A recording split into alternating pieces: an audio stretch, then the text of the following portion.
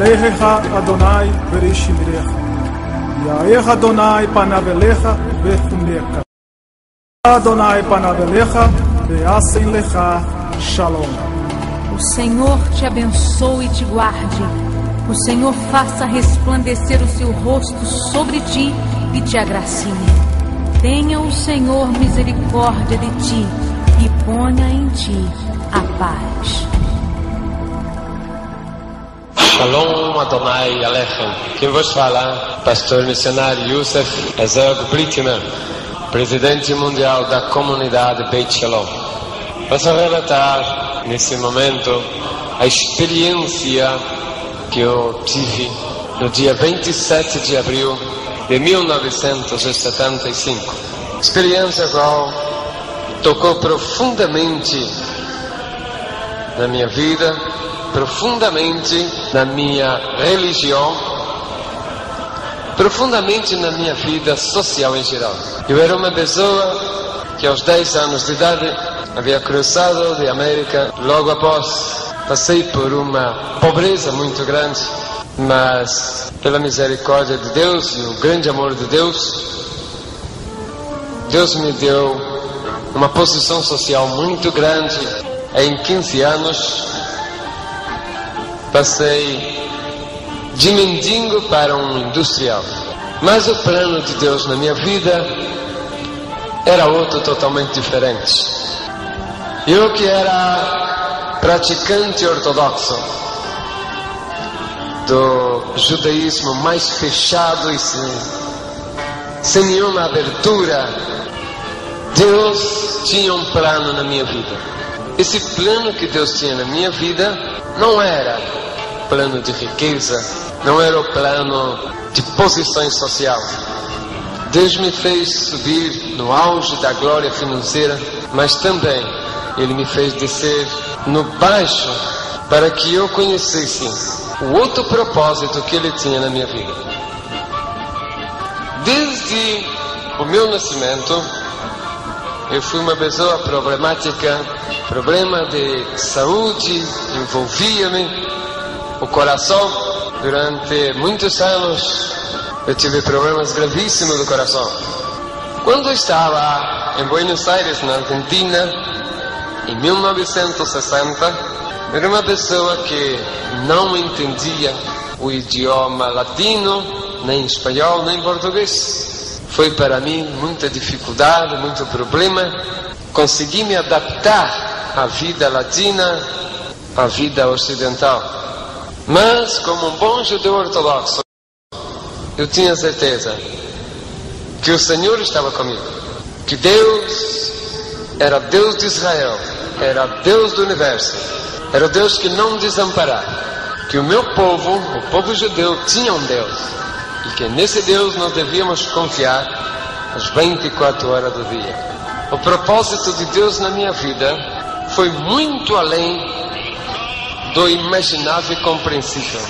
Uma pessoa com um problema terrível do coração, que teve inumeráveis infartos de coração, mas que sempre conseguiu ultrapassar os limites da tolerância e vencer a enfermidade, talvez a demasiada fé no Deus de Israel. 27 de abril de 1975. Estava caminho à faculdade onde iria fazer uma tese sobre sismologia, porque em 74 eu me formei engenheiro civil. Estava fazendo uma pós-graduação. Era às 18 horas de aquele dia, frio, um pouco chuvoso. A cidade de Buenos Aires estava nublada e já se fazia noite naquele inverno argentino do mês de abril. Cruzando a Avenida da Liberdade, uma avenida muito comprida, no meio daquela avenida eu senti o que sempre havia sentido durante os meus 25 anos de vida: problema no coração de novo. Senti a pontada, levei a mão ao peito, senti uma outra pontada mais forte, me curvei o corpo e senti que as minhas forças foram saindo e ali caí totalmente no chão. Vi quando os carros frearam e tudo sumiu, tudo desapareceu. Senti que eu estava entrando para dentro do meu corpo. Demorou pouco instante, eu comecei a passar por uma experiência que verdadeiramente marcou muito na minha vida, a experiência da morte. O corpo começou a ficar adormecido. A morte em si não dói. A pessoa entra numa espécie de um transe. E ali estava eu passando a experiência da morte. Senti quando de repente comecei a sair para fora, só que estava saindo para fora do meu próprio corpo. Pela primeira vez eu vi o meu rosto e o meu corpo sem ser no espelho. Tive a experiência do espírito saindo da matéria. Tive a experiência da pós-morte. Se até ali tinha alguma dúvida sobre o que acontecerá depois da morte, ali já não tinha mais dúvida. Depois da morte, há vida. E é uma vida muito misteriosa, muito interessante. A uma altura mais ou menos de uns 2 metros, 2,5, o meu espírito parou, fiquei vendo o meu corpo e comecei a ter, a partir daquele momento, experiências extranaturais, sobrenaturais. Porque eu via tudo ao redor e espírito vê espírito. Eu estava no espírito e via outros espíritos, mas não espírito de gente que morre. Via espíritos de exército celeste e espírito de exército do inferno. Uma constante guerra entre o espírito do bem, os anjos celestes, e o espírito do mal, os demônios. Não vi nenhum espírito de morto. E ali estava preocupado, porque havia caído a minha carteira com as documentações. Eu estava preocupado e então comecei a gritar para que aqueles que estavam cerca pegassem a minha carteira, pegassem os meus documentos, motivo que havia $15.000 dentro da carteira e eu tinha medo que fosse roubado, porque mesmo depois da morte, o amor ao dinheiro o judeu não deixa. Foi uma experiência maravilhosa. Na faculdade a gente aprende ou a negar a Deus, ou então aprende coisas totalmente fora dos planos de Deus. Aconteceu no meu caso em que muitas vezes um doutor chamado Juan Quiroga, este é o presidente da Associação Argentina de Espiritismo, era da ordem de Allan Kardec. Ele ensinava a respeito de reencarnação, que ele era o maior médium e que os médiums eram usados para fazer o bem e que o espiritismo era algo verdadeiro, genuíno. Só que eu provei tudo ao contrário. Por quê? Porque no meu desespero de querer comunicar com alguém ali, eu não consegui. Estava quando vi chegar o Dr. Juan Quiroga, e eu falei, tá bom, vem ali, Dr. Juan Quiroga, maior médium espírita, me incorporo nele e dou a mensagem que eu tenho que dar, ou seja, avisar minha família, em pegar as coisas minhas que caíram, cuidar do dinheiro que estava ali. Chegou o doutor, e eu tentei de toda maneira, falava, gritava com ele, falava, eu quero entrar em você, quero falar, mas tive a desilusão de saber que reencarnação e tudo isso de espiritismo é farsa, é mentira, é engano, nada disso é real, tudo isto é mentira. Vi quando a unidade coronária chegou imediatamente para fazer os primeiros tratamentos, senti quando os paramédicos deram o dictamen, está morto. Mas talvez por causa da minha fama de ser pessoa da High Society Argentina, foi levado o meu cadáver para a clínica com a maior urgência, e desde as 18 horas até as 24 horas, uma junta médica trabalhou tentando voltar minha vida. O meu espírito foi acompanhando até chegar ali naquela CTI, Unidade de Terapia Intensiva.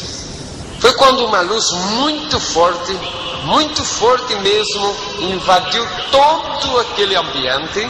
De repente eu senti que estava sendo puxado por uma força muito grande, e por um espaço de tempo não sei o que aconteceu, não sei explicar. Sei que enquanto eu estava viajando para algum lugar, que logo após eu fui descobrir onde era, enquanto isto, o chefe da junta médica, às 24 horas, ou seja, meia-noite, já não havia mais nada que fazer. Foi morte irreversível. Mas Deus havia preparado tudo muito bem preparado. Primeiro, Deus preparou um médico, chefe daquela equipe, que conhecesse as costumes e tradições dos judeus ortodoxos. Chegando ao chefe do necrotério, falou: esse cadáver, prepara-lo e não precisa pôr na geleira.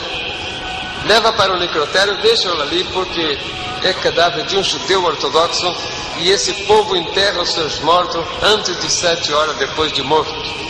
Aproveitou ele para fazer o chamado aos meus povo para avisar que eu tinha morto indefetivelmente. Mas aconteceu que Deus havia preparado muito bem tudo. Era nesse dia 27 de abril, dia de Erev Pesach. O dia 28 seria Pesach, ou seja, 2 dias santos judeus chamados Yom Tov. E nesses dias judeu não toca cadáver. Coincidentemente, o Pesach daquele dia 28 combinou com a Páscoa do dia 29, portanto, era feriado cristão. E durante 3 dias eu não fui enterrado, porque judeu não podia tocar cadáver durante o tempo das suas festas. E o terceiro dia era feriado cristão, e cemitério judeu não é aberto nesse dia, porque quem trabalha são só gentios. Portanto, os judeus falaram: ele já está na geleira, vamos esperar passar o feriado, passar os dias santos, logo após nós fazemos o enterro. Ali ficou o meu cadáver, em um canto daquele necrotério. Um anjo do Senhor estava guardando. Muitas pessoas perguntam: como pode ser que esse homem passou 70 horas morto, não apodreceu e ninguém deu conta daquilo? Primeiro, fazia muito frio, como disse, abril na Argentina, tempo de inverno e faz frio. Fazia mais ou menos 5 graus, portanto deu para conservar o corpo. Segunda, era o propósito de Deus. Terceiro, ninguém ia reparar por um cadáver a mais ou a menos em um necrotério municipal, onde todos os mortos da cidade e da região metropolitana são obrigados a passarem por ali primeiro, antes de ser liberado o corpo para enterro. Portanto, por lei legal e por lei divina, o meu corpo ficou ali, sem que ninguém tocasse. Muitos cadáveres entram ali por dia, 200, 300, 400, e ninguém vai se importar por um a mais ou um a menos que está encostado lá no campo. A parte, era propósito de Deus que eu permanecesse ali, intocável. Um anjo cobria enquanto eu estava viajando para algum lugar do infinito. Em um devido instante, me apareci de novo num espaço onde tudo era celeste, não havia nuvem, não vi nenhum movimento, e senti que fui parando a velocidade quando viu um movimento que vinha ao longe, umas centelhas, e aquela centelha veio se cercando, até que diante de mim, no Espírito, se apresentou uma grande caravana, e essa caravana era anjos celestes, anjos dos mais belos, anjos maravilhosos, resplandecentes. Do meio desses anjos maravilhosos começou a aparecer um outro ser, muito mais maravilhoso, muito mais importante. E reconheci, era o Senhor, era o Mashiach, o Cristo que eu esperava. Sabia que era o Mashiach, posto que dentro das sinagogas, os rabinos nos falaram que o Mashiach viria, e que a vinda do Mashiach seria com uma grande coroa na cabeça, e nessa coroa havia 12 pedras, debaixo dessas pedras estaria escrito o nome das 12 tribos de Israel. Vi essa coroa, vi a vestimenta gloriosa desse ser, vi também as pedras e debaixo dela o nome das 12 tribos, vi o resplendor da glória do Mashiach. Ele chegando para perto de onde eu estava, a uma considerável distância, ele parou e com aquela voz de trovão mais suave como um mel, dirigiu a minha palavra dizendo: aonde vais? Respondi: acabo de morrer e estou subindo para saber qual é o meu destino, posto que ali eu já sabia o que acontecia.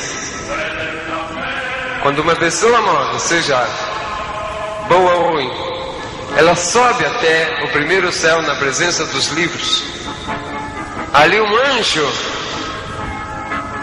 olha no livro para ver se o nome da pessoa está escrito. Se está escrito o nome, a pessoa continua subindo e vai até o terceiro céu, onde está o paraíso do sal. Se não tiver escrito, ou se tiver escrito e riscado, ele desce e vai para a condenação dos ímpios, vai para o inferno do Espírito. Essa experiência maravilhosa que eu tive, por mais que essa bíblica não está relatado, mas foi uma experiência vívida que eu participei, vendo como é a experiência de pós-morte. Falei: eu não quero voltar, eu quero passar para aí. O Senhor falou: tu não podes passar para cá, porque se passar daí para cá, tu não podes voltar mais, e tu ainda é mortal. Vas a descer porque tem uma missão que vou entregar para vós. Se passar daí para cá, tu não podes voltar mais, passas a ser imortal. Descobri ali então que quem morre e chega a passar para o outro lado não volta mais para esse mundo. Mais uma prova de que alma penada, espírito de morto andando pelo mundo, é tudo engano e mentira. Pela boca do próprio Senhor falando para mim, dizendo: se quando uma pessoa morre, nós aqui queremos que ela volte,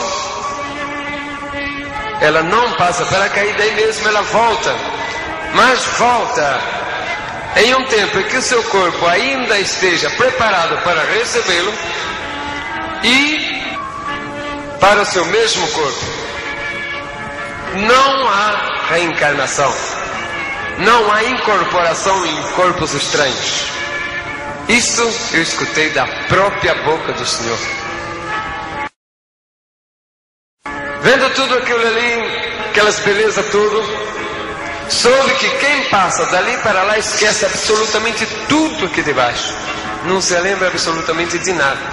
Se ele recebeu a salvação, ele vai para o terceiro céu, onde estão os espíritos gozando da salvação eterna, enquanto seus corpos estão enterrados aqui na terra, esperando o dia do arrebatamento da igreja e a ressurreição do santo. Se ele foi condenado, ele desce para o inferno, aonde o espírito do condenado já está sofrendo a condenação, o seu corpo enterrado aqui, esperando o dia da ressurreição no juízo final, para passar para o outro inferno, que é o definitivo, o de corpo e espírito, onde irá eternamente estar condenado. É o lago de fogo e enxofre. Vendo tudo aquilo, mesmo assim eu tentei ficar por ali, mas não houve maneira. O anjo falou: baixe, porque tem uma grande missão para fazer. Por um espaço de momento eu vi que aquela luz que me havia tirado daqui voltou e começou de novo aquele grande claridom.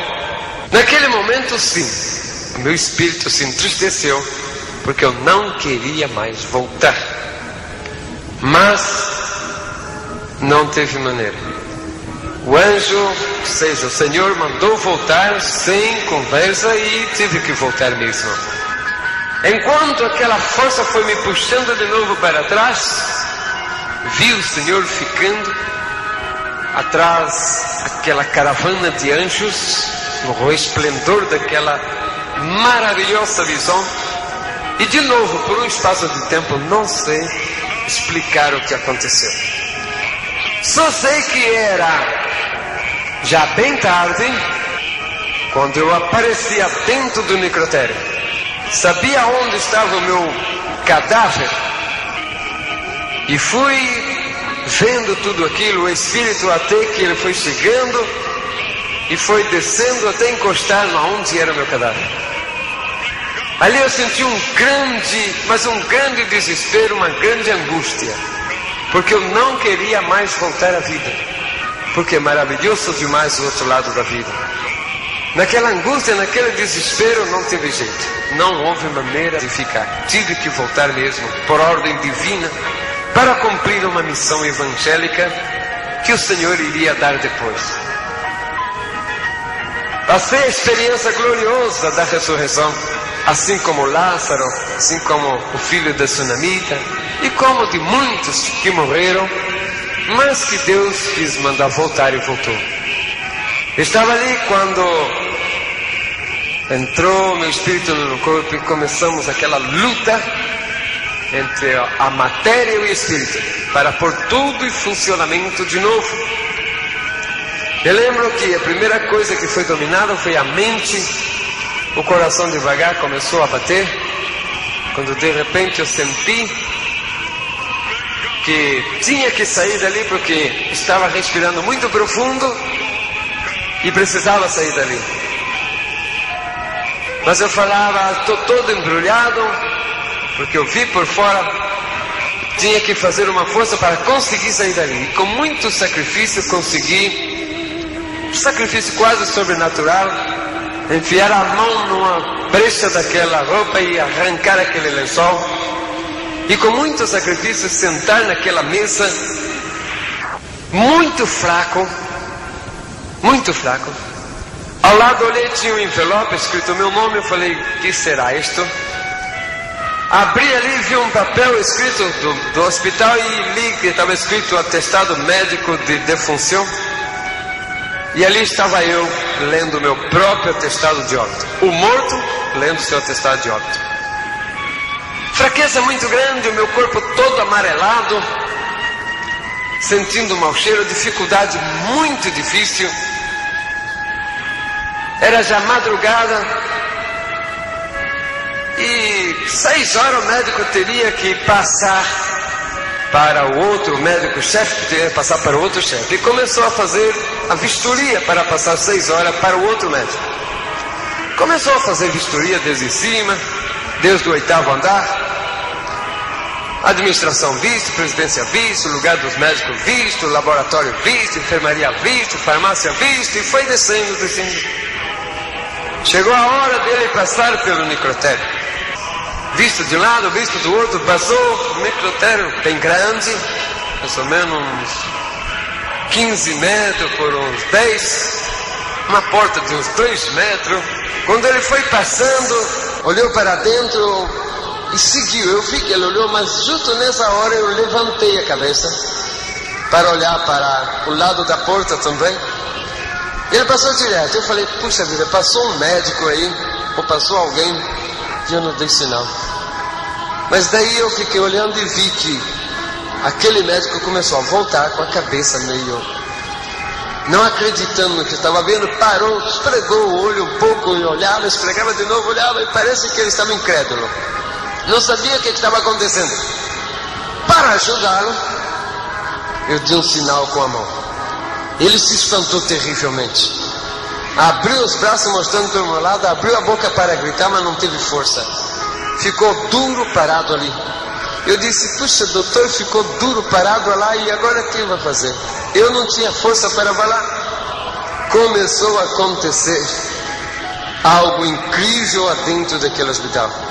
Aquele doutor pobre ali parado, mumificado de tanto susto, medo, não sei o quê. Ainda senti quando uma enfermeira foi chegando e disse, que passa, doutor, o que está acontecendo, que está mirando para dentro. E ela chegou na porta, olhou para dentro. E eu dei um tchauzinho com a mão para ela. E eu só senti que a pobre foi olhando para trás e desmaiando no chão. Uma prof caído no chão. Começou a aparecer o povo olhando e começou um verdadeiro caos dentro daquele hospital. O povo saía dizendo, tem um morto lá no cemitério, tem um morto lá no necrotério, tem um morto no necrotério falando. Passou pelo consultório, havia muita gente, umas 300 ou 400 pessoas, conforme me contaram depois. Passando lá o enfermeiro, tem um morto lá no necrotério que está sentado lá conversando. Não ficou ninguém, saiu todo mundo, sumiu, se espantaram. Muita gente saiu correndo e outros que tinham um pouco mais de coragem iam até lá. Começou a montar aquele monte de gente ali perto, olhando para ali. Aí eu, totalmente parado, aquela cor de defunto ainda, respirando com muita dificuldade. Muita gente encostado lá no porta e a notícia correndo por todo lado. Foi um corre para lá e um corre para cá, um salva quem possa naquele hospital. Por todo lugar ia falando, passava pelo lugar onde estavam os internados. Tem um morto sentado lá no necrotério.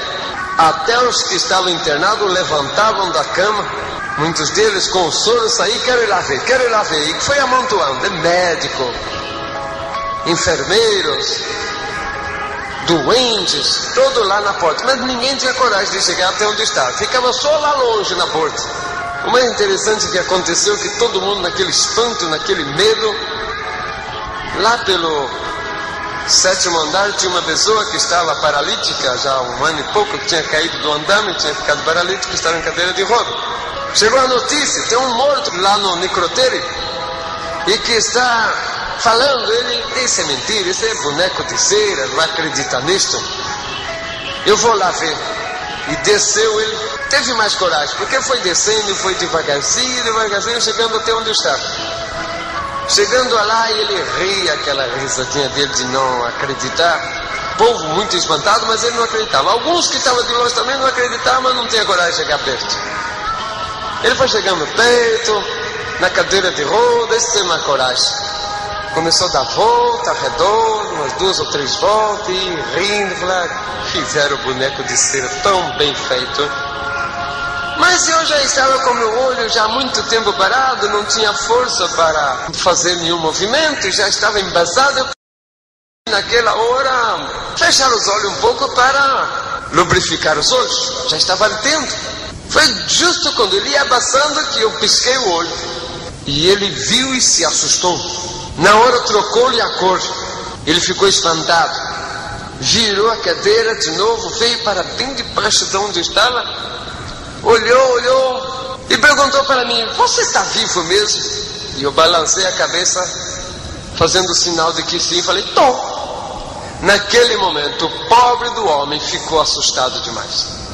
Nisso que ele tinha entrado, ele segurou a roda, e junto com a roda ele segurou o freio da roda, e ficou travado. Naquilo que eu falei, estou, ele virou no maior desespero, todo assustado, boca aberta, olho muito arregalado, e foi querer fugir, mas não tinha jeito. Ele empurrava a cadeira e a cadeira estava travada.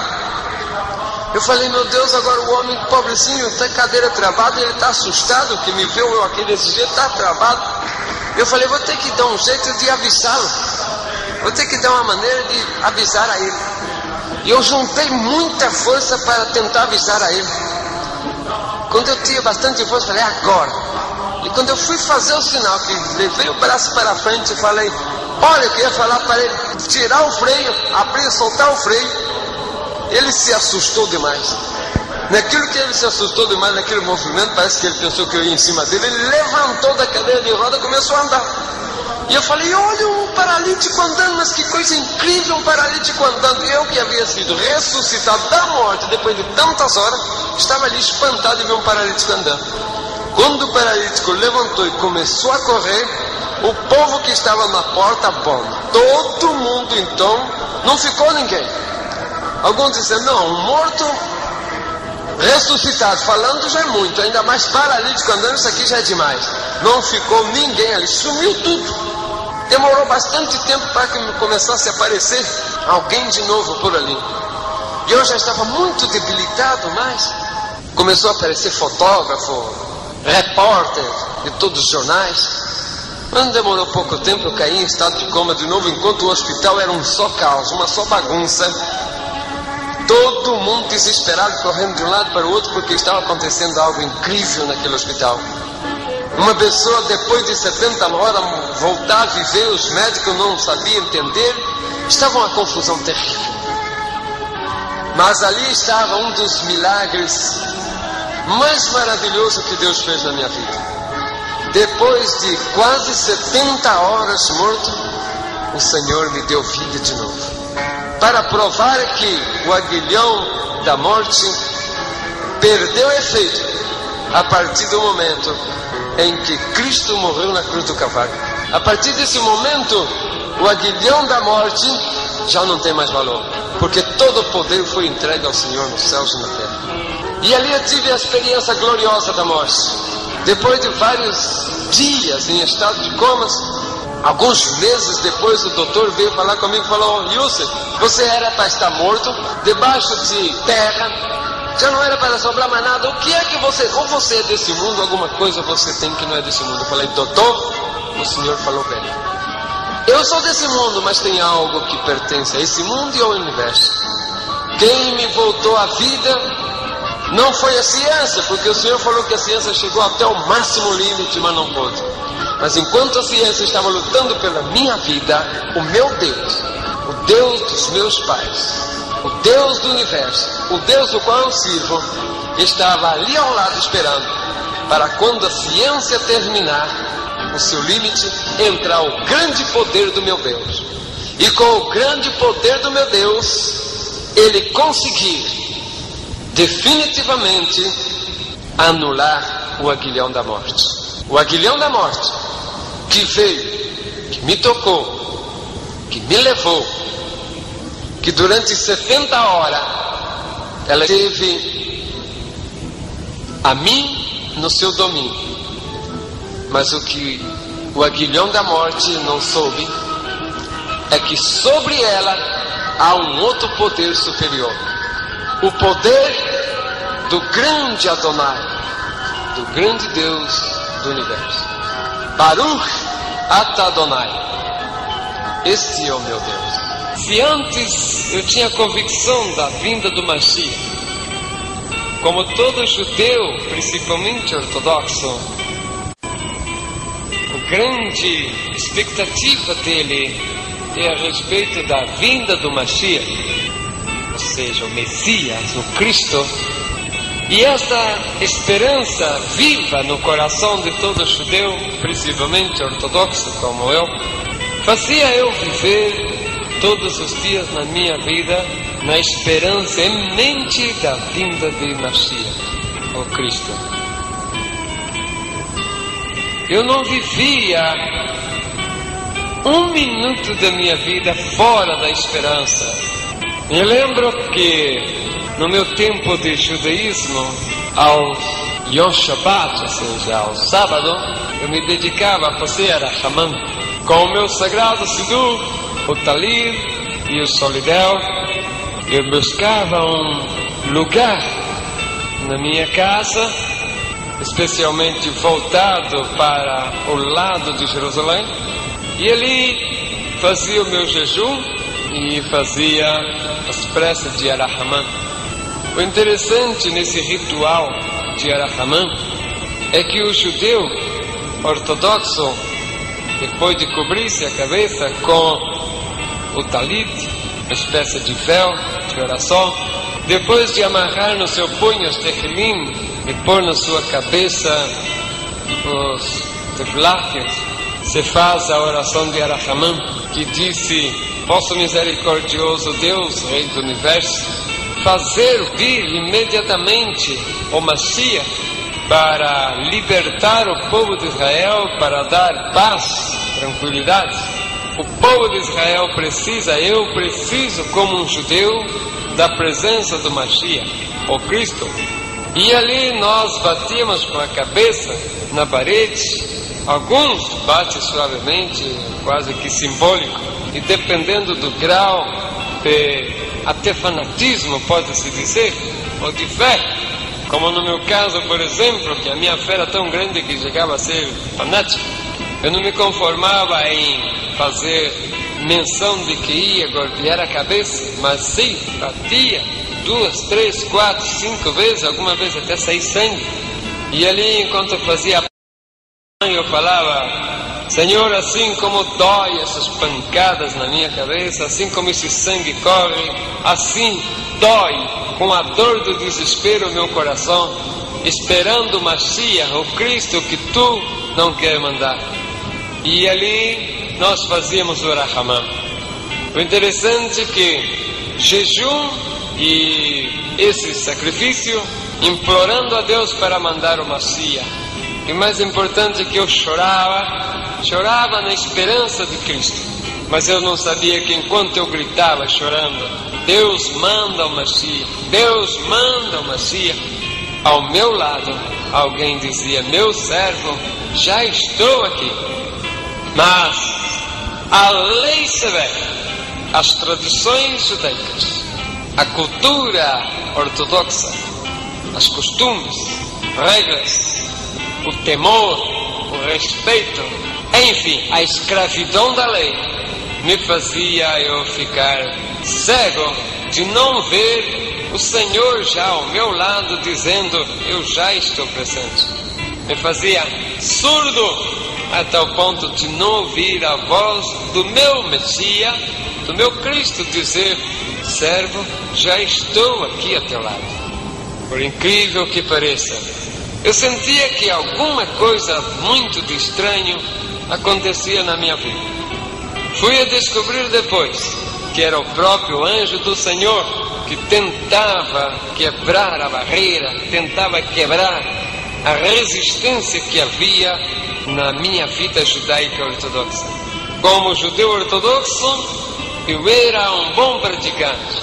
E eu, em todos os rituais, fiel em todas as festas, fiéis ao meu Rebbe, fiel a tudo quanto diz respeito à cultura, tradição do meu povo.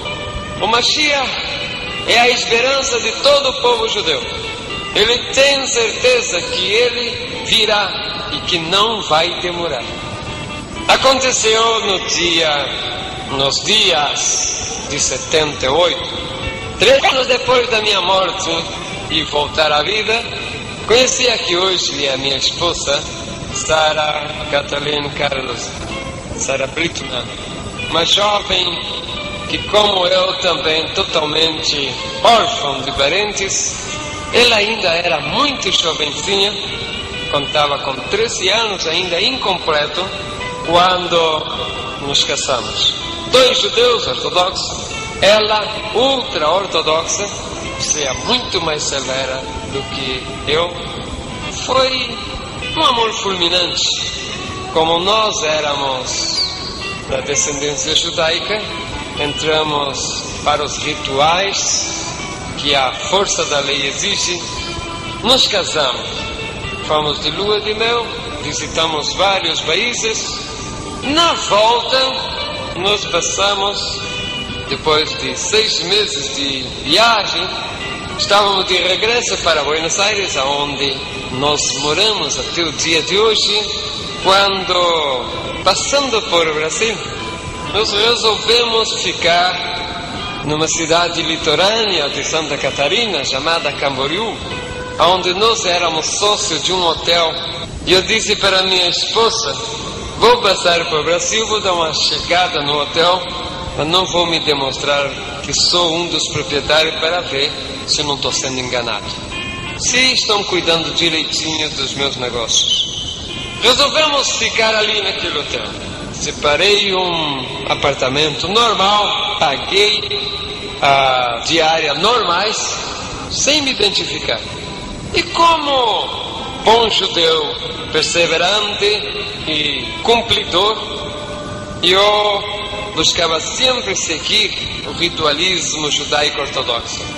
Quando nós saímos da Europa, na volta para cá, recebemos notícia dentro do avião de que teríamos que tomar cuidado quando chegasse à América, principalmente a Argentina, porque havia uma onda antissemita, ou seja, terroristas que buscavam matar judeus. Nós estávamos um pouco preocupados porque quando tivemos a nossa passagem por Paris, tivemos a experiência macabra de ver o cemitério judaico sendo sacrilegiado, sendo profanado. Tivemos a oportunidade também de ver colégios de crianças judeus sendo bombardeados. Então nós estávamos um pouco preocupados. Mas, com tudo isso, com todo o alerta que a polícia judaica, ou seja, os agentes judaicos nos falavam, nós não preocupávamos muito. Primeiro porque aqui no Brasil não havia uma onda antissemita. E segundo porque por onde nós estávamos pouco importava ao povo. Mas mesmo assim, eu não usava roupa característica que seria facilmente reconhecido. Mas mesmo assim, às noites, eu e a minha esposa, que tínhamos desde o primeiro momento de casado a costume de subir ao monte, como todo judeu tem, de orar em cima das montanhas, e ali fui eu também. Chegando naquela cidade, nós escolhemos um monte para nós ir orar. E nessas orações o Senhor falava conosco. Enquanto isto, no hotel havia um porteiro que ele sempre buscava conversação conosco, mas como nós judeus não gostamos de conversa com gentil, buscávamos sempre nos livrar deste homem. E ele falava que era pastor. E eu falava: pastor de quê? O que você cuida? Que cavalo? Cuida ovelha? O que você cuida? Ele falava: eu cuido de ovelhas de Deus. Eu não entendia muito, mas até que ele falou que ele cuidava de igreja, descobri que ele era um pastor evangélico. Ele sempre andava atrás, sempre perseguia, de um lado ou de outro, tentando falar.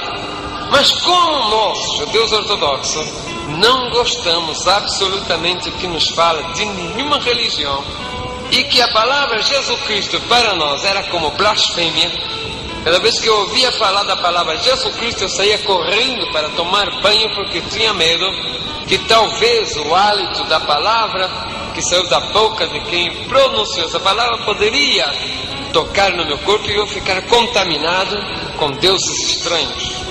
A palavra Jesus Cristo para um judeu é a mesma coisa de uma grande blasfêmia. E não era menos para mim, um judeu ortodoxo muito perseverante na lei. Mas aconteceu, um dia eu estava fazendo Kiddush Levaná, um ritual de santificação da lua nova, quando no alto da montanha, ou seja, atrás da hotel tinha uma pedra. Eu estava ali, arriba daquela pedra, fazendo meu Kiddush Levaná com a minha esposa. A lua estava brilhante. O porteiro tinha visto, mas ele não sabia o que era, pensava que era algum movimento raro. e subiu até lá. Quando ele viu, falou: mas são um casal de judeu fazendo orações, que maravilha. Naquele momento fiquei com muito ódio. Minha esposa também falou: vamos ter que descer porque o nosso Kiddush Levaná não presta mais. Esse gentil ensujou tudo aqui, não serve mais. Por quê? Quando nós estamos fazendo qualquer prece judaica que um gentil fala ou passa por perto, praticamente ficou sem efeito, foi contaminado. Descendo dali, nós chegamos em casa, no nosso apartamento, subimos e fomos a descansar, com um pouco de raiva porque nós ia fazer o nosso Kiddush Levaná, mas não teve jeito.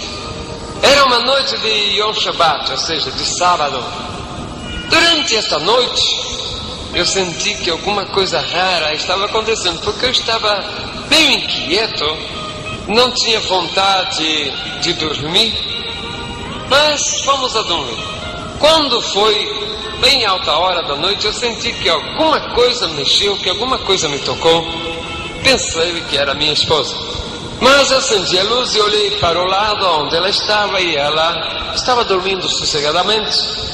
Como o judeu ortodoxo, as mulheres dormem separadas. A cama de uma cama, são duas camas de solteiro, uma de um lado, outra do outro, mesmo quarto, mas a mulher de um lado, o homem do outro, em cama separada. E eu vi que ela estava dormindo sossegada. Falei: alguma coisa, não sei, deve ser que ter tocado alguma coisa aí, algum bicho. Voltei a dormir, mas não demorou pouco instante, de novo eu senti que alguma coisa estava me tocando. Nós havíamos dormido com luz apagada, porta fechada, janela toda trancada, quando de repente eu senti que novamente algo me tocou e eu me levantei. Quando eu me despertei, que eu levantei, o quarto onde eu estava, que era todo iluminado, ficou totalmente iluminado, e ali se apresentou um ser celeste. Era um anjo, e aquele anjo se apresentou ali. No momento me assustei um pouco, mas naquele momento ele começou a conversar comigo. E estava falando em Yiddish, dizendo: não te preocupes, porque eu venho aqui para conversar contigo. Eu falei: é um judeu, porque está falando em Yiddish. E então ali nós começamos a conversar, assunto da lei, coisa e outra. E eu falei: que maravilha, é um judeu. E eu fiquei contente, porque um judeu estava ali no meu quarto conversando comigo. Foi então quando aquele anjo que estava ali na minha frente, ou seja, eu não sabia que era um anjo, eu também não sabia o que era e estava preocupado. O que será isso que está acontecendo? Olhei para a porta, estava fechada, a janela também. Espantei daquele resplendor que havia estado ali naquele quarto, porque a luz estava apagada. Mas como eu já tinha tido experiência celeste, não fiquei muito espantado. Mas alguma coisa estava acontecendo ali. Comecei a inquisitar eu mesmo: o que é aquilo? Tinha medo de perguntar quem era aquele. Mas ele começou a estudar, ou seja, a falar para mim sobre a Torá, sobre os livros, e falou: vamos falar sobre a cultura do nosso povo. E nós começamos a conversar sobre o nosso povo, sobre a nossa cultura. Eu fiquei contente porque falei: puxa vida, a visita de um judeu ortodoxo. Agora fiquei na preocupação de saber como foi que ele entrou ali, mas também não tinha coragem de perguntar. Depois de algumas horas, pela madrugada dentro, ele falou: vou me retirar, mas eu voltarei. Não fala nada da sua esposa porque ela vem depois. Eu falei: vem depois aonde? Aonde ela vai? Ela não vai sair. E ele foi. Sumiu, escureceu tudo e eu fiquei ali. Na outra noite aconteceu a mesma coisa. Estava eu dormindo, aquele anjo apareceu. De repente começamos a conversar a respeito de nossas tradições, nossos costumes. Começamos a falar a respeito dos profetas. E ele foi também uma noite de diálogo. Antes de ele se despedir, antes de ele sair, ele fala: a sua mulher vem depois, não fale nada, porque voltarei. E eu perguntava: vai para onde? Minha mulher vai depois aonde? Porque ninguém tem que sair a nenhum lado. E assim foi a terceira noite também. Estava eu dormindo quando apareceu. Eu estava intrigado porque eu não entendia como era que aquele ser entrava ali adentro. Tudo fechado, tudo trancado. Tinha medo de perguntar porque eu sabia que alguma coisa muito raro era. Mas a partir dessa terceira noite, ele falou para mim: vamos estudar o profeta Isaías. E no profeta Isaías nós começamos a estudar e ele começou a falar a respeito do Mashiach, como deveria vir o Messias. E começamos dentro do Antigo Testamento, ou seja, no livro dos judeus, a buscar dentro dos profetas, dentro dos livros, todo o que falasse a respeito da vinda do Mashiach. O interessante é que aquele anjo, conforme ele ia falando, ele ia me dando a entender que o Messias já tinha vindo, que Cristo já tinha vindo. E mesmo a minha mente já estava confundida, porque uma hora parecia que ele, ou seja, a minha razão estava dividida. Metade sabia que Cristo tinha vindo já, e a outra metade continuava ainda presa, segura na lei, sem abrir mão. E assim foi. No terceiro, no quarto, no quinto dia, ou seja, noite, eu brigava com aquele anjo. Eu falava: isso deve ser espírito maligno, deve ser espírito de cristão, isso deve ser obra de macumba de cristão. Mas eu não me atrevia a perguntar. Foi quando, na sexta noite, nós tivemos uma discussão muito profunda. Eu defendia a lei a unha e dente. Muitas vezes eu brigava, eu achava bravo, mas ele, na sua calma, na sua tranquilidade, tinha muita paciência para comigo. Eu falei: eu tenho que destruir esse espírito de cristão que está me atormentando aqui. Foi quando eu tive a ideia de dizer: vou fazer 10 perguntas difíceis, fazer um concurso de perguntas bíblicas, e ele não vai responder. Eu falei: olha, nós vamos fazer o seguinte, amanhã eu vou fazer para você 10 perguntas. Se você responder, você continua vindo na minha casa, tudo bom? Se não, você vai embora, eu continuo cristão, tudo bom? E ele aceitou, dizendo: mas se eu responder, você vai aceitar que Cristo já veio? Olhei para ele e falei: olha, eu sou capaz até de virar cristão se você me ganhar. Pensava como um cristão queria ganhar de um judeu. Amanheceu o dia, eu saí correndo para buscar uma sinagoga.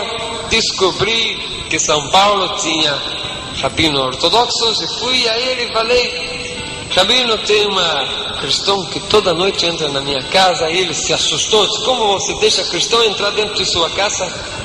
Gentil. Eu falei: esse goi entra dentro da minha casa, mas eu não sei por onde ele entra, não sei como ele faz. E então contei para aquele rabino que eu fiz para ele. Ele falou: vamos fazer 10 perguntas difíceis. E ali o rabino formou 10 perguntas. E ele falou: olha, se é aquele povo cristão comum, esse não tem problema. Esse que fuma, bebe, esse não tem problema, porque esse não sabe por nada. Agora há um problema. Se for de uns cristãos fanáticos que andam a Bíblia abaixo do braço, esses são perigosos. Esse povo sabe demais. Mas ali eu falei: deve ser desses. Mas as 10 perguntas é: se ele responde sim, ele perde. Se ele responde não, ele também perde. Saí correndo de novo, volta para casa, pegar avião, volta para casa. Quando chega, foi dormir. Chegou a hora, já estava lá, eu esperando, acordei, o anjo já estava lá. Eu falei: está aqui, vai fazer 10 perguntas, você responde, se não responde, você vai embora. Lava a casa com creolina, purifica, casa que entrou goi. E aí então, você continua cristão. Primeira pergunta foi a seguinte: se você é Messias, será sumo sacerdote? Porque se ele respondesse não, ele ia perder, porque o Messias é sumo sacerdote. Se ele respondesse sim, ele também iria perder, porque eu iria provar para ele que o tal de Jesus Cristo não pertenceu à tribo de Levíticos. Mas na mesma hora ele me respondeu, fazendo pergunta, dizendo: acaso, no meio de todos os sumos sacerdotes, todos foram da tribo de Levi? Na mesma hora a minha alegria de ganhar aquele gentil se acabou, porque Melquisedeque ninguém sabe de que tribo é e não pertence aos levíticos. E conclusão, eu que estava na esperança de ganhar de 10 a 0 daquele anjo, perdi de 10 a 0 para ele. Fiquei morrendo de raiva e pior, que havia prometido para ele que se ele ganhasse eu virava cristão. E palavra do judeu tem que ser sim, sim, não, não. E eu chorei de amargura e de raiva. E quando ele terminou, ele falou comigo: a partir de hoje, Yosef, tu nunca mais será o mesmo. Eu falei: por que não vai ser eu mesmo? Vai continuar sendo o mesmo. Eu falei: você me ganhou, tá bom, você me ganhou. Aí ele foi saindo, já desaparecendo pela parede. Eu falei: tudo bem, você me ganhou, mas quem é você? Me responde, quem é você? Naquela hora ele falou com aquela voz, indo-se para o infinito: eu sou aqui. E antes dele desapareceu, escureceu tudo de novo, e apareceu uma mão na parede, e nessa mão começou a aparecer uma ferida, e eu vi sair 3 gotas grandes de sangue. E eu falei: não, esse cristão, a parte de me bagunçar a minha cabeça, todo dia ainda suja esse tapete com sangue, eu vou ter que lavar e pagar a limpeza de tapete. Desapareceu aquilo, eu fui, acendeu a luz. Quando eu fui para lá, não vi nenhum sinal de sangue ali. Falei: alguma coisa muito rara acontece. E eu estremeci o corpo todo, fiquei com muito medo. Mas voltei, paguei luz para ir dormir. Quando eu vou pagar a luz, eu olho para cima, eu vejo as 3 gotas de sangue, e que veio para o meu lado, e uma voz que falou comigo assim: seja agora lavado no sangue do Cordeiro. E eu senti que naquela hora, aquelas 3 gotas de sangue caíram em mim. Eu senti aquele gosto, inclusive, de sangue na boca. Estremeci o corpo todo dia, porque eu fiquei com muito medo, muito abalado, e fui a dormir. No outro dia era Shabbat. Levantei já brigando, pela primeira vez, brigando com mim mesmo. Mas a minha briga era contra Deus, porque eu falava: Deus me abandonou, fez um goi me ganhar, fez um gentil entrar na minha casa, profanar a minha vida, fazer eu prometer, e Deus não gosta mais de mim, eu vou pecar, vou fazer bastante pecado. E dia sábado, muitos pecados se podem fazer: andar mais do que 1430 metros, acender fogo e várias coisas assim. Não é lícito fazer dia sábado. Levantei cedo e minha esposa já começou a dizer: não ande, não se preocupe, não ande, não agite, porque vas a pecar contra o sábado. Eu falei: mulher, eu não sou mais judeu, Deus não gosta mais de mim, Deus me mandou para o inferno, e eu já vou para o inferno, e já que eu vou para o inferno, você vai junto comigo. Não vai deixar você, porque naquela hora eu estava me lembrando que todo judeu que negava a Deus era amaldiçoado, era excomungado com a maldição do Monte Ebal. E eu sabia que todos os meus vizinhos, minha família, animal, mulher, tudo estaria naquele momento amaldiçoado, anatemizado, excomungado. Eu falei: Deus não gosta mais de mim, Deus me jogou fora. E foi ali que eu comecei a andar. Chegou a noite, naquela noite de sábado, eu comecei a andar, a esposa chorava. Entramos em uma estradinha muito escura, e uma estradinha sem saída. Quando de repente eu vi no meio da estrada ali um movimento, eu falei: deve ser boteco, vou entrar, tomar cachaça, tomar uma cerveja, pecar mais bastante. E mulher entra, tu vai entrar também, assim nós vai dois para o inferno. Quando eu entro, que eu vi mulher sentada de um lado, homem sentado de outro, que olha para a frente, quem estava lá? Era o porteiro, era o pastor. Eu falei: igreja de cristão, deixa eu sair daqui. Falei: não vou sair daqui não, mas melhor do que pecado de tomar cachaça é prostituir contra Deus, é adorar outro Deus. E vou sentar aqui. Falei: agora a esposa entra, fica prostituída de pecado de adorar outro Deus, também nós vai para o inferno, todos dois juntos. E ele entrou. E eu sentei de um lado, ela sentou de outro, e o pastor falou: o casal de judeu veio na igreja e fez a igreja, vamos receber, seja bem-vindo, em nome de Jesus. Eu falei: quem tira esse nome, tá? Deixa vai embora com essa porcaria. E ele ficou. E ele falava do tal de Jesus. A pregação daquela noite foi: vinde a mim, vós que estáis cansados e oprimidos, e eu vos libertarei. E ele começou a falar que Jesus era rei de Israel, que Jesus era o salvador da humanidade, que Jesus era o rei dos judeus. E eu comecei a ficar com raiva. E eu falei: eu vou bater nesse pastor. Se ele não parar de falar que esse Jesus é rei de judeu, eu vou bater nele. E aquilo foi ficando com raiva. Eu ficava com raiva. Cada vez que ele falava, mais ódio me dava dele, porque ele falava desse tal de Jesus. Eu falei, olha, esse homem vai, eu vou bater nesse homem, eu vou quebrar ele a pau.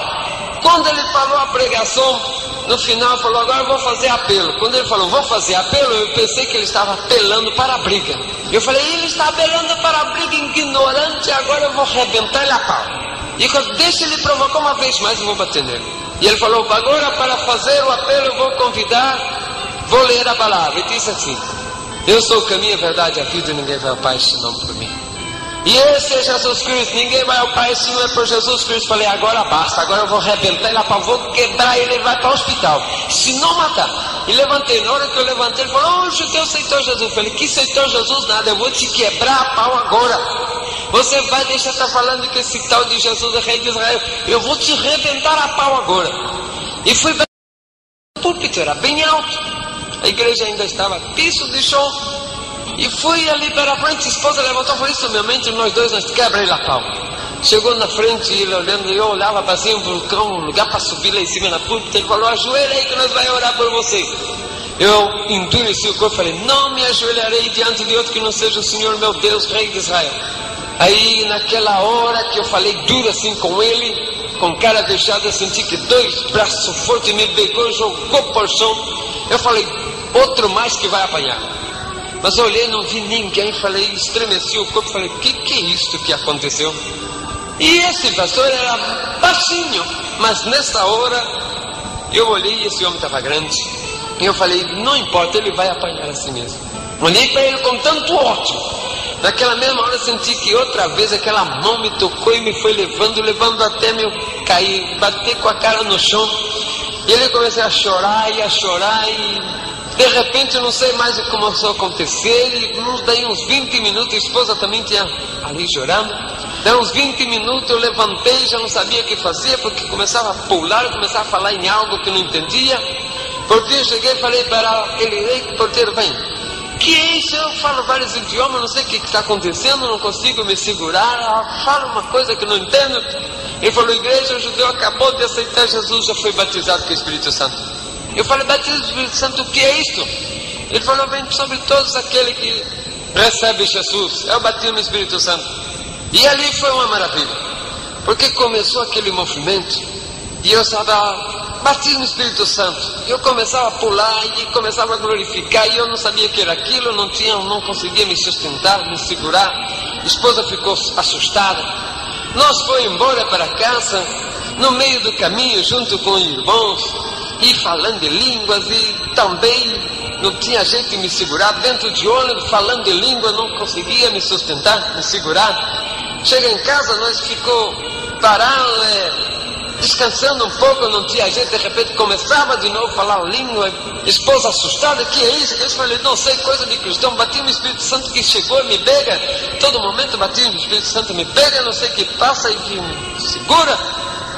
Fomos dormir, mas não tinha jeito, daí de hora em hora, de novo bati no Espírito Santo. Falei, a mulher bateu no Espírito Santo, está pegando de novo. Está pegando de novo e eu não estou aguentando, e já levantava falando em línguas e aquilo já não me segurava mais. Numa hora ela ficou nervosa, falou, a hora que esse batismo no Espírito Santo chegar, você me avisa, porque eu vou expulsar esse batismo no Espírito Santo. Falei, tudo bom, agora bom. Ela deitou, eu também deitou. Quando foi lá pelas tantas da madrugada, de novo eu levantei com o corpo todo pegando fogo e já comecei, falei, mulher, batismo no Espírito Santo, está chegando de novo. Está chegando, está me pegando. Ela falou, vou arrancar esse batismo no Espírito Santo agora. E veio, quando ela veio, me tocou em mim. Quando ela tocou em mim, também começou a pular e a falar. Eu falei, mulher, segura ele, não deixa ele sair. Eu falei, não tem jeito, já me pegou a mim também. Aí então a noite inteira já começamos a lá abraçados os dois e falando em línguas e glorificando e dançando no Espírito, e já pronto, ninguém segurou mais. Quando nós conseguimos nos calmar um pouco, eu falei, mulher, você falou que ia expulsar o Espírito Santo, o que aconteceu? Ele falou, não sei se batismo não consegue expulsar, mas é gostoso demais. Que é isso, que gostoso esse de cristão. Amanheceu o dia, nós esperou o homem chegar e falou, pastor, vem falar para nós que esse batismo no Espírito Santo que pegou aí, pegou a esposa também essa noite. Aí eles foram explicar para nós o que era. Falou, não, isso batismo no Espírito Santo é uma vez só, depois de manifestação. E ele entregou uma mensagem poderosa. Aí entregou para nós o Novo Testamento. A partir de ali, ele falou: nós aí cristãos, então, subimos para o monte para orar. E ali ficamos orando durante muitas horas. Um dia de madrugada nós estávamos orando quando nós vimos em visão um leão muito grande. Minha esposa falou: é o leão da tribo de Judá. E ele falou para nós: a partir de agora tudo não será mais o mesmo. A grande missão está sobre vós. Vocês viverão para levar o meu evangelho. Vá para casa para arrumar tudo, porque eles irão aí pelo mundo inteiro falar da minha palavra, porque eu chamei vocês para esta obra. E a partir dali nós saímos, fomos para a Argentina e lá nos preparamos e saímos para o mundo para evangelizar. E já há 46 vezes que temos recorrido levando a mensagem. E foi glorioso a partir daquele momento em que Jesus me tomou, me jogou por terra e fez o que quis de mim. Mas graças a Deus, hoje eu posso louvar a Deus, porque o Senhor tocou na minha vida. Conheço a Jesus desde aquele então, desde quando Ele me pegou, me batizou com seu Espírito, sem que eu ainda não era cristão. Levantei para bater num pastor, mas levei uma surra do Senhor, tão gostosa e maravilhosa. Graça e paz da parte de Deus para todos os ouvintes. Estamos aqui entregando a última parte do testemunho sobre a minha vida, testemunho que começou em 1975, quando eu passei a experiência da morte. Logo após, em 1978, eu me converti ao cristianismo, e com o cristianismo recebi a promessa do Senhor de grandes bênçãos e de uma grande missão, na que o Senhor iria preparar-me para esta grande missão. Corria-se os anos, desde 1978, eu e a minha esposa recorrendo os países, África, Américas, todas as 3 Américas. Pela primeira vez passamos aqui por Brasil em 78. A segunda vez nós havíamos ido para o Equador, de lá Colômbia, Venezuela, e entramos por Santa Helena, a Roraima.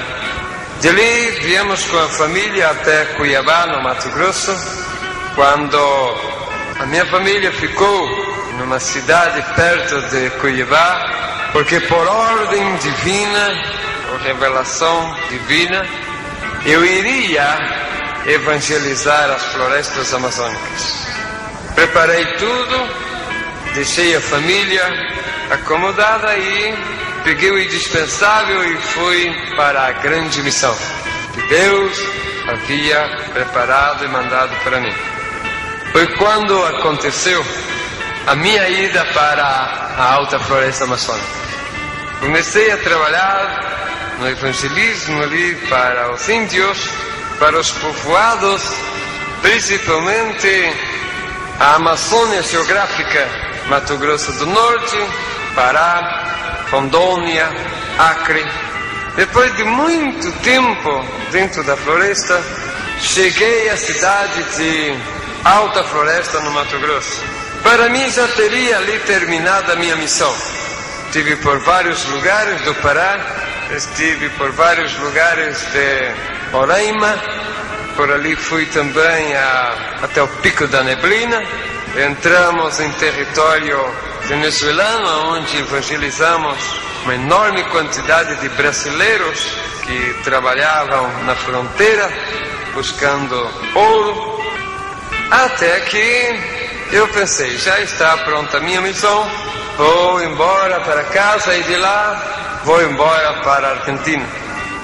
Não sabia a que dia era e nem que hora era o dia em que eu cheguei na cidade de Alta Floresta.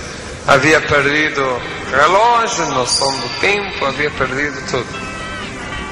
Mas, quando eu cheguei na casa daquele servo de Deus ali, fui recebido, fui a dormir, porque o cansaço era tremendo. Quando me levantei, tomei um banho e logo após fui sentar à mesa, recebi uma ordem do anjo de alimentar-me bem. Terminei de alimentar-me me alimentei muito bem naquele dia. Me fui a recostar-me um pouco mais, quando o Senhor falou para mim: levanta-te, tome o caminho que vai para a terceira. A terceira é uma estrada que faz a circulação em toda a cidade de Alta Floresta. Conforme a voz do anjo, eu saí dali, me fui para aquele lugar aonde o anjo me havia falado, terceiro, andando para a direção do que me pudesse vir, porque eu não sabia aonde estava indo, sabia que tinha que ir por ali. Quando eu cheguei em um lugar, o anjo falou: entra na floresta. Entrei dentro de uma floresta muito grande. Encontrei naquela floresta uma grande árvore caída e subi ali naquela árvore e senti uma espécie de cansaço, mareo. Eu falei: meu Deus, é meu coração. E agora estou a 10 quilômetros da cidade, estou a 800 quilômetros da minha casa, vou morrer aqui, ninguém vai me encontrar no meio dessa floresta. Mas naquela hora eu escutei a voz dizendo: não tema, meu servo, porque não é o que tu estás pensando.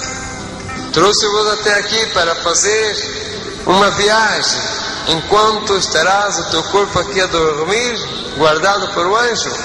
Tu irás comigo visitar lugares aonde pouquíssimo tiveram o privilégio de ver maravilha maior, porque foste escolhido para ver essas coisas.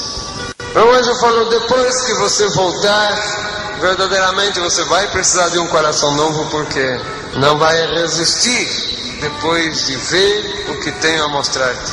Mandou fechar o olho. Quando eu fechei os olhos, eu vi uma visão, uma mão vindo para o meu lado, e naquela mão havia um coração. E ele disse: receba um coração novo, para que quando voltes, resista o que vas a ver. E ali então eu senti que um coração novo entrou, porque eu senti a força de um coração novo. Foi naquele momento em que eu senti que estava indo para algum lugar, porque eu senti uma força me puxando, e era aquele anjo, porque ele disse: agora vamos. De repente eu me encontrei em um lugar onde na minha frente havia um grande muro. Olhando ao lado, eu vi mais 4 pessoas. Isso que estou relatando para vós, em algum lugar do mundo tem mais 4 pessoas falando a mesma coisa. Naquele grande muro tinha um portão, e foi se abrindo aquele grande portão, e apareceu um anjo, fez sinal para nós. Seguimos aquele anjo. Quando entramos em um túnel, uma espécie de um túnel muito brilhante. Ao terminar de passar aquele túnel, nós estamos numa altura, e olhando para baixo nós vimos uma cidade imensamente grande. Não tinha fim essa cidade, nem para um lado nem para o outro ela tinha fim. Olhando para trás, não vimos mais o muro, e tampouco não vimos mais o portão. Ali estávamos nós em espírito arrebatado. Tínhamos a forma do corpo, havíamos recebido um corpo, parece que um corpo energizado, umas vestimentas celestes. Eu não havia morrido.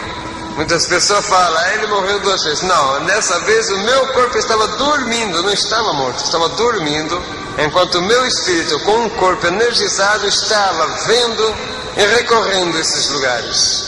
Fomos descendo, e o anjo à frente, nós fomos descendo até que os nossos pés, do nosso corpo energizado, encostou sobre as ruas daquela cidade.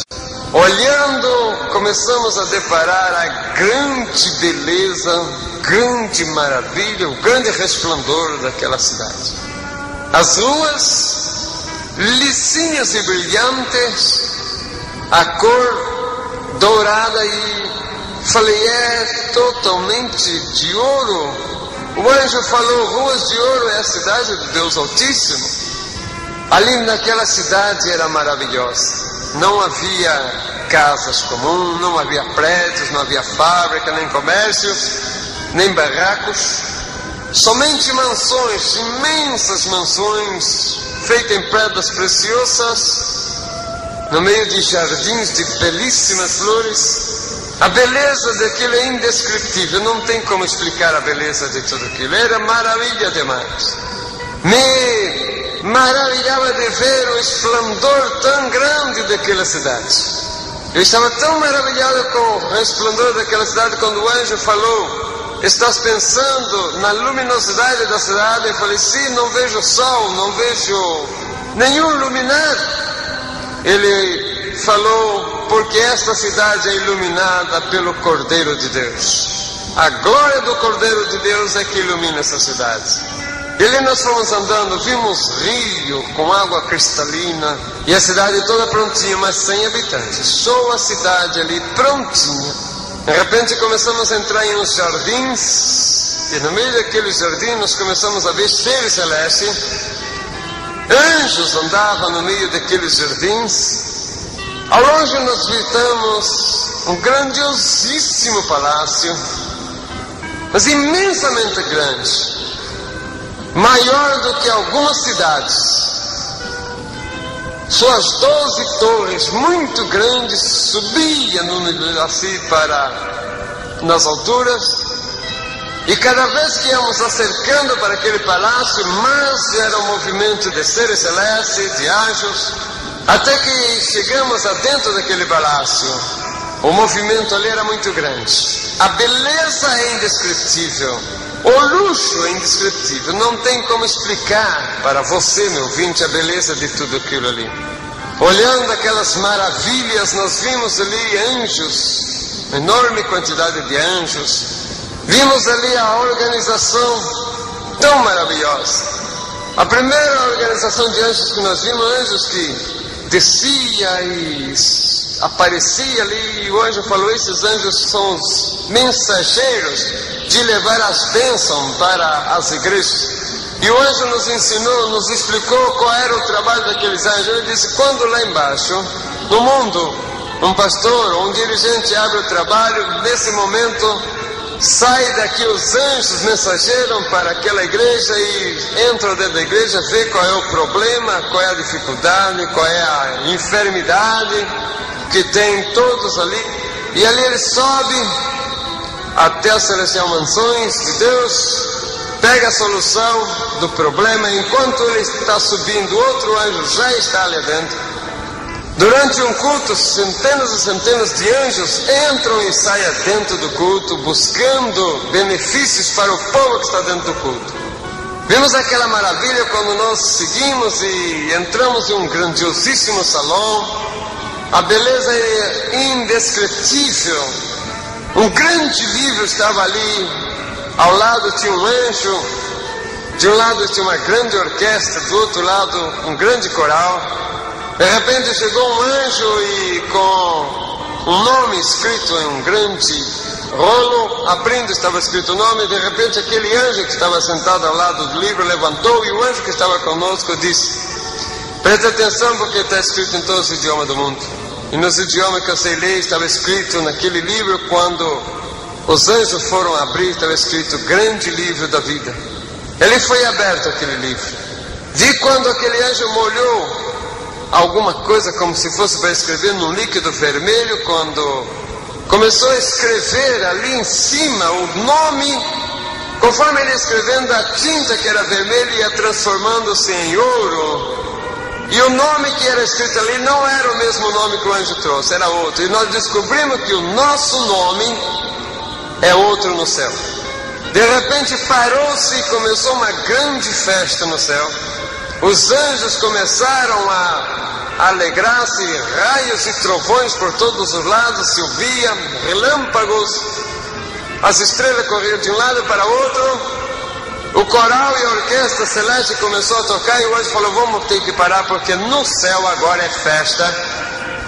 Eu perguntei: por que é festa? Ele disse: porque alguém lá embaixo levantou a mão e aceitou ao Jesus como o único Salvador. E toda vez que alguém levanta a mão e aceita Jesus como o único Salvador, o seu nome é escrito no livro da vida, e os céus param para festejar uma vida que se converteu ao Senhor. E ali a festa foi grande, o movimento era grande, os anjos festejavam, Os seres celestes festejavam, o universo festejava, uma alma que se converteu a Jesus aqui embaixo. Continuamos naquela visita celeste, visitando o palácio do reino da glória. Passamos por um lugar onde havia uma mesa posta, belíssimos manjares havia sobre aquela mesa. O anjo falou: está pronta o banquete das bodas do Cordeiro. Passamos por ali, vimos aquelas belezas. Logo após entramos em um lugar onde parecia era o gabinete daquele anjo. Ele disse: foram trazidos até aqui em cima para vocês saberem de alguma coisa, porque tem sido aberrante o que tem acontecido no mundo em relação ao Senhor. Muitas organizações negando a Deus, muitas igrejas levando heresia para o povo, igrejas negando a existência de inferno, igrejas totalmente desvirtuadas, levando o povo ao engano. E não somente isso, como também organizações filosóficas, teosóficas, enganando tremendamente o povo, e o caos cada vez tremendo. Portanto, trouxemos-vos até aqui para saber de algumas coisas para vocês testemunhar lá embaixo. Disse para nós: o primeiro que tem tido muito sucesso, o diabo, é justamente a negação da existência do inferno. Vocês vão ir acompanhado com uma caravana de anjos até o inferno, vão ver como é lá e presta atenção em tudo. E ali, com uma caravana de anjos, nós descemos. Entramos em uma treva horrorosa, muito feio, monstros horripilantes passavam por nós. Mas é interessante que no meio de tudo isso nós olhávamos e brilhava todo ao nosso redor, e esse brilho saía de nós. O anjo que estava conosco falou: se espantam do brilho que são, ou não sabeis que vós sois as luzes do mundo? Descobrimos que verdadeiramente nós brilhamos, nós somos a luz das trevas. Depois de aquele espaço de tempo, chegamos a um lugar onde uma força invisível não permitia avançar mais. O anjo falou: daqui para lá vocês não podem passar, porque vocês ainda são mortais. Se passar para lá, não volta mais. Mais uma vez eu comprovei a mentira mundana a respeito de espírito de morto que anda por aqui e de reencarnação. Não existe. Isto é tudo invenção e falsidade. Mas estávamos ali, quando nós olhamos, vimos um lugar horripilante, horroroso. Havia uma enorme multidão ali que sofria horrorosamente. Víamos o semblante horripilante daqueles povos ali. E o anjo falou, muito triste: esses são os espíritos daqueles que morreram, seus corpos estão enterrados lá em cima na terra. Os seus nomes não foram escritos no livro da vida, não foi encontrado escrito ali, portanto receberam a condenação e estão aqui. Este é o inferno espiritual. Daqui eles sairão para receber os seus corpos no dia do juízo final, para passar para o inferno de lago de fogo e enxofre, aonde serão atormentados eternamente. Esses perderam a salvação. Mas nós começamos a ouvir uns gritos muito mais horripilantes, e o anjo falou: vamos até lá, porque esses sofrem milhares de vezes mais do que esse. Começamos a ver uma multidão enorme de seres que sofriam muito mais horripilante do que aqueles que nós vimos para trás. Perguntamos ao anjo por que aquele sofrimento tão grande, maior do que os outros, e ele disse: porque esse lugar é o lugar reservado para os desviados. Aqui tem pastores que pecou ou teve problema e não soube levar a igreja e morreu e está aqui. Aqui tem jovens que cantavam no coral, cantavam no conjunto, se desviou, morreu desviado. Aqui tem jovem que saiu da igreja para namorar a moça do mundo, o moço do mundo, pensando que se casaria, depois os dois voltariam para a igreja, não voltaram, morreu desviado e aqui está. Enfim, aqui é o lugar aonde termina todos aqueles que morrem desviados dos caminhos do Senhor. O sofrimento deles são terrivelmente pior. Não porque Deus castiga demais, é porque a consciência deles faz eles sofrerem muito mais. Ali nós vendo aquilo, nós saímos e de repente passamos em um lugar onde hoje falou, aqui é o complexo industrial do inferno. É aqui onde se produz todo tipo de coisas para levar lá para cima, para enganar o povo, até os crentes. Ali eu vi novo tipo de bebida, novo tipo de cigarro, revista pornográfica, livros indecentes e muitas coisas. Mas o mais terrível é o lugar que eu vi lá, que é especial para fabricar coisas para enganar crentes. Ali eu vi tipo de jogo como telecenas, como tipo de jogos assim, como videogames, e muitas coisas ali que atacam a juventude. Eu vi ali sendo feito coisas horrorosas, sendo feitas ali para enganar o povo aqui em cima, principalmente cristão. Saímos dali, passamos por um lugar onde era o trono de Satanás. Quando eu cheguei ali, eu falei, eu conheço esse lugar, é conhecido, porque é a mesma coisa de entrar num centro de macumba. É tudo preto e vermelho, sentado em um lugar horroroso estava Satanás. A cor do seu corpo era uma cor rocheada, narizão comprido, olho como duas brasas, os dentes muito compridos, o seu semblante era horroroso, horripilante. A mente era preta e vermelha. De trás saía uma grande cobra muito grossa que passava por trás daquele trono dele e se transformava em 7 cabeças. O anjo falou para nós, são as 7 guias, 7 linhas do espiritismo. Atrás dele havia 3 seres andando, todo coberto, andando para cá com a cabeça baixa. E ele falou assim, como Satanás gosta de imitar tudo a Deus, ali está a trindade satânica. São os tais orixás. Orixá não é nenhum ser celeste não, são 3 demônios do inferno. E ali eu vi aqueles orixás. Ao lado vi também 2 cachorros brigando.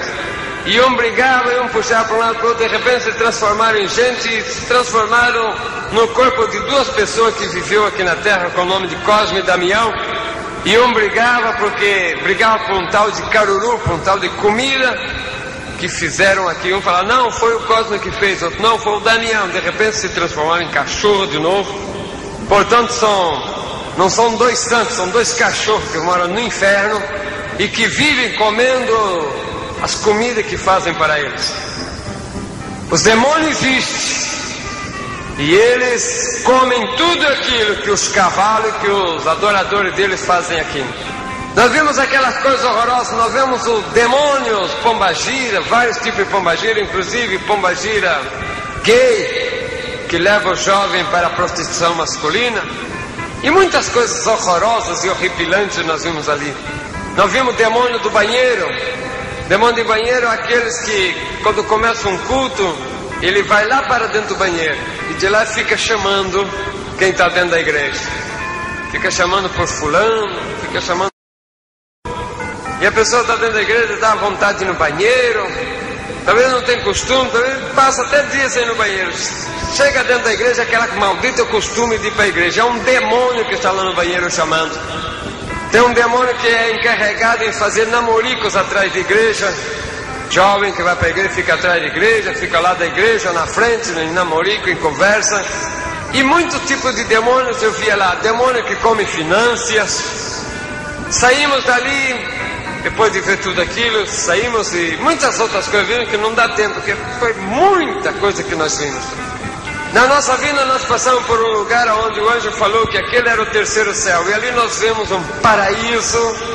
Vimos ali um povo muito bem vestido, muito alegre, louvando e glorificando a Deus todo instante e momento. Falei, e que esse povo que só falou, isso aqui estão os espíritos daqueles que morreram, seu nome foi escrito no livro da vida. Estavam ali, portanto eram salvos. Seus corpos estão lá na terra e eles estão aqui já gozando da vida eterna. São os santos do Senhor que no dia do Senhor irão ressuscitar e vir para a glória junto com os arrebatados. E nós vimos ali que maravilha é a vida daquele que passou para o Senhor. Descobrimos também que aqueles ali não têm mais contato com o mundo. Portanto, é mentira que espírito de bom ou de ruim volta para o mundo. Continuando ali, fomos até ali de novo ao palácio. E o anjo falou: vocês foram ao teu inferno, viram como é, já viram pela cidade celeste também. Passaram no paraíso do salvo, viram tudo isso. É a prova de que tudo isso existe, para vocês aplacarem a ira do diabo, que usando de heresia tenta desencaminhar o povo do verdadeiro caminho. Agora, antes de vocês voltarem para os seus corpos que estão dormindo na terra, vocês vão ter uma visão de como será o arrebatamento da igreja. De repente nós nos encontramos nas nuvens e havia uma grande multidão de anjos, um grande tapete todo cheio de pedras preciosas, cor púrpura que vinha do infinito. No final desse tapete havia um grande trono todo incrustado de pedras preciosas. De um lado e do outro do tapete, um cordão de anjos que sumia no infinito. Foram descendo-se uns anjos trazendo o livro da vida, outros anjos trazendo outros livros, também aquele coral e aquela orquestra que estava ali diante do livro. E um movimento muito grande estava aqui, enquanto na terra a bagunça estava tremenda, a violência, o descontrole da natureza, catástrofes, o desrespeito, tudo estava horroroso. De repente sentimos um grande trovão, uma bola de fogo começou a aparecer por aquele infinito e foi descendo. Os anjos falou: eis aí o noivo vindo à busca, ao encontro da noiva. E dentro daquela bola de fogo, aquela bola de fogo era a glória e o resplendor do Senhor, foi descendo e passou por frente de nós. E nós vimos o Senhor vestido de glória e honra buscando a noiva. Quando chegou aqui nas nuvens, 4 trombeteiros se posicionaram nos 4 cantos da terra. Um anjo falou: ao tocar a primeira trombeta está terminado o tempo da graça. Ao tocar a segunda trombeta, todos os mortos em Cristo serão ressuscitados. Foi o momento em que nós estávamos aqui na terra, quando vimos em todo lugar, dentro do cemitério onde tinha crente enterrado, a terra explodia de dentro, iam saindo os nossos irmãos, glorificando a Deus com seus corpos totalmente transformados, glorificando a Deus e subindo para as alturas. Subiu para cima a ponto de ver os ressuscitados todos glorificando a Deus, quando de repente o Senhor levantou e falou: ao tocar a última trombeta, será arrebatada a igreja viva. E a trombeta tocou, e nós estávamos aqui quando vimos o grande bagunça que se quedou depois do que o povo de Deus foi arrebatado. Uns corriam de um lado para o outro, as rádios, televisão, jornais não sabiam explicar, porque milhões e milhões de pessoas sumiam em vários lugares do mundo. Mas não demorou muito a entenderem que o grande acontecimento já tinha sido predito há milhares de anos. Era o arrebatamento da igreja, do povo de Deus. Os desviados e os que ficaram estavam desesperados, porque sabiam que tinham perdido a oportunidade. Nós vimos o grande caos que ficou quando ainda tivemos a oportunidade de ver em cadeia mundial de rádio e televisão um pronunciamento do anticristo tomando posição e dominando o mundo. Enquanto isso, nas nuvens, a multidão enorme dos arrebatados e dos ressuscitados glorificavam a Deus em uma só voz. Jesus levantando, abrindo os braços para o lado daquela enorme multidão, milhares e milhares, milhões e milhões, falou com aquela voz forte como um trovão, mas doce como mel: vinde benditos do meu Pai, tomar posição do lugar que foi preparado desde a fundação do mundo. E ali então o povo todo glorificou a Deus de uma maneira muito grande. Relâmpagos cruzavam os céus, e ali em labareda de fogo fomos levados até o palácio, sentamos naquela mesa, e ali foi feita a última Santa Ceia, que era as bodas do Cordeiro.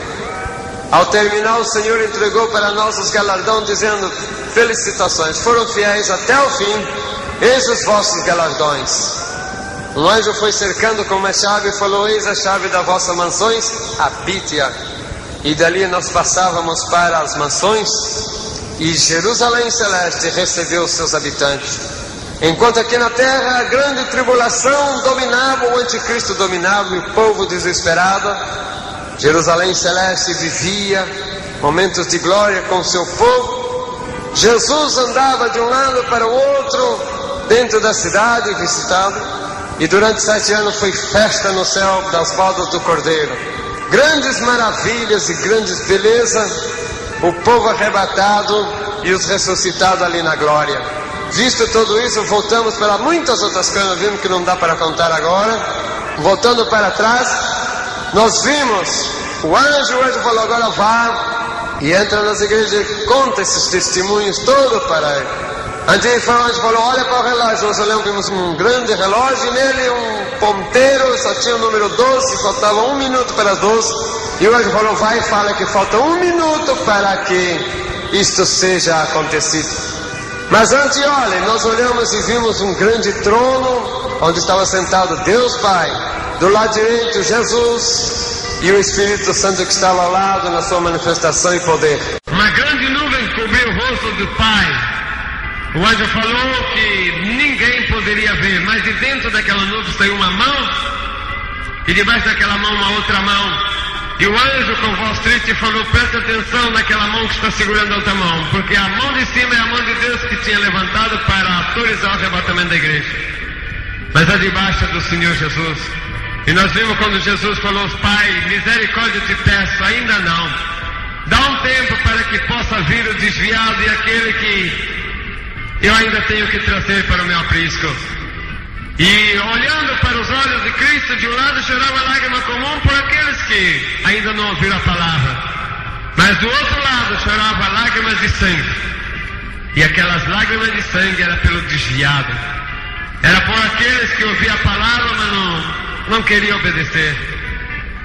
E o anjo falou: Jesus tem chorado lágrimas de sangue há muito tempo pelo desviado, por aquele que saiu da igreja, por aqueles que ouvem a palavra, mas não querem ouvir.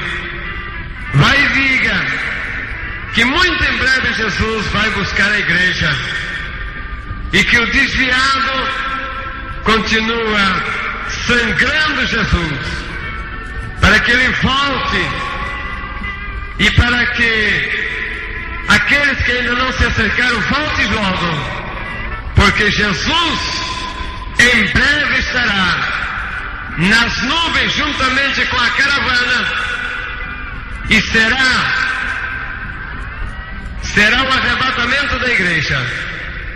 O povo de Deus virá para a glória no exato momento de tocar a última trombeta. Portanto, fiquem com essa mensagem: Cristo está chegando. Estás preparado?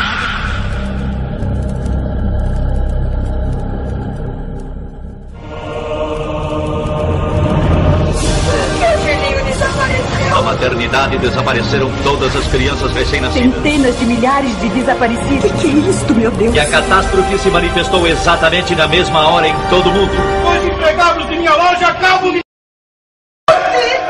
Ruth, minha filha! Onde está minha filha? O que foi feito dela? Eu quero a minha Ruth! O tempo da graça terminou.